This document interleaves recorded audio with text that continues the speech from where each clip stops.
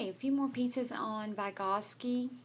When we critique Vygotsky's theory, we can look and know that Vygotsky focused more on the processes through which children develop than on the characteristics that children in particular ages are likely to exhibit.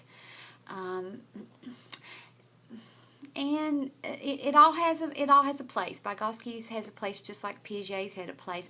Maybe he's right. Maybe you can't put specific age groups on it. Vygotsky's theory points out the many ways in which culture influences cognitive development, and it does. We learn so much through how our culture believes. We are considered the Bible Belt.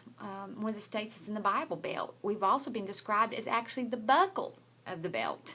And because of that, we tend to find when we leave outside of the state of Tennessee and get the farther away from this area we get, it seems like the more shocked we are at behaviors. So I can see it.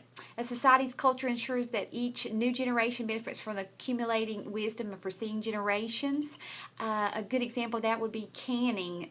My mom canned foods and put it up when I was growing up. I can food and put up now. Not as much as mom. So I wonder if my children will even put up as much as I do, if any.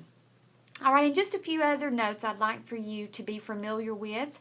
Vygotsky's theory leads us to expect greater diversity among children, at least in cognitive development, than Piaget's theory does. Vygotsky's theory proposed that adults help children attach meaning to the objects and events around them, and like it or not, we grown-ups have to be the grown-ups and pave that road. Okay, so when working with peers is a different set of advantages. Children who hear age mates express perspectives quite different from their own may experience socio-cognitive conflict that motivates them to overhaul their own. That could be a good thing or a bad thing, because I could change mine because I want to fit in, and I think that happens sometimes. Peer interactions provide a social context in which children practice eventually internalize complex and cognitive processes such as effective reading, comprehension, and argumentation skills. And 3, children learn valuable social behaviors, including how to plan a joint enterprise and how to coordinate differing roles when they work on cognitive tasks with their peers.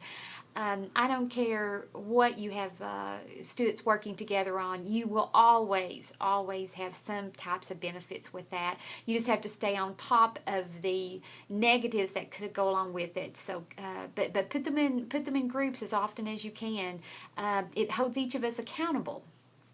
Adult-like activities can take many forms in the classroom. Teachers might ask students to conduct laboratory experiments, write letters to government officials, or search the internet for specific information. Those are all adult-type activities, and kids like to be treated as though they are older than what they are for the most part.